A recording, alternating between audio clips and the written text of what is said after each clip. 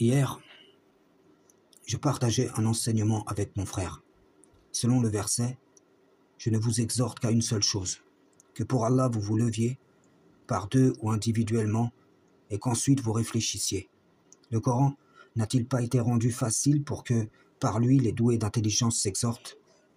Et je lui dis, donc, as-tu remarqué que quand quelqu'un est dominé par un mauvais penchant, il interprète tout influencé par celui-ci, s'enfermant par lui-même dans son égarement. Et ceci est un des traits comportementaux du diable banni contenu dans les récits des parts de l'Écriture. En effet, n'a-t-il pas interprété sa faute comme résultante d'une induction en erreur du tout miséricordieux, imputant à son Seigneur ce dont il était innocent, et quiconque accuse un innocent de ce dont il est lui-même coupable se rend coupable d'un grand péché. Via l'influence de son orgueil, il suivit sa passion, sa mauvaise disposition, et il s'écarta de la justice. Il ne put entendre ou rejeta le jugement de son propre cœur, l'interposition du Seigneur. À ces paroles, avant que je poste le passage du testament de Joseph, attestant que cette réalité peut exister dans une orientation positive comme négative, mon frère m'avait déjà rejoint par le verset qui apparaît devant vous. Otage de son mauvais désir, elle, cette femme, interpréta ce que Joseph lui rétorqua comme un encouragement à la maintenir dans celui-ci. De surcroît, le diable exploita cette faiblesse en elle en lui suggérant la turpitude dans l'espérance de son accomplissement. Dans le même esprit qu'il exploita la jalousie des frères de Joseph, afin de monter un complot contre lui, dans l'espérance d'être aimé de leur père.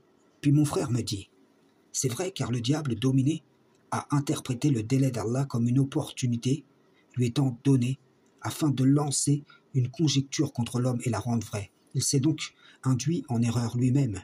La domination peut engendrer la justification du manquement ou l'encouragement de la passion. N'est-ce pas que chacun réfléchisse donc sur lui-même afin de discerner s'il ne s'est pas comporté à cette image à un moment ou un autre de sa vie, d'une façon ou d'une autre.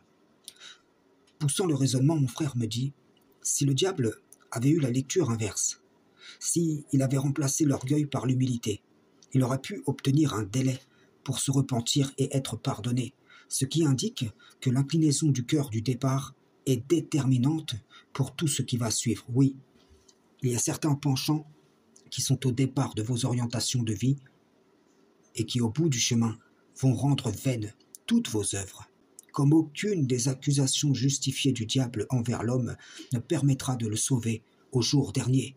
Posez donc un vrai diagnostic sur vous-même avant que ne vienne ce qui ne sera jamais reporté.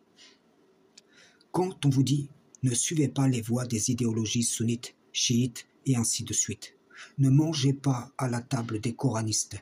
Ne courez pas après les individualistes rejeteurs de la tradition qui invitent à suivre leur propre passion. Ceux qui achètent des discours plaisants, sans science, sans guider, qui ont pris les diables pour alliés, qui invitent au feu, qui rendent convenable blâmable, jouant sur les interdits de la lettre. Car à partir du moment où vous suivrez ces gens, même en partie, c'est votre œuvre tout entière que vous mettez en danger. Frères et sœurs en islam, salam, shalom.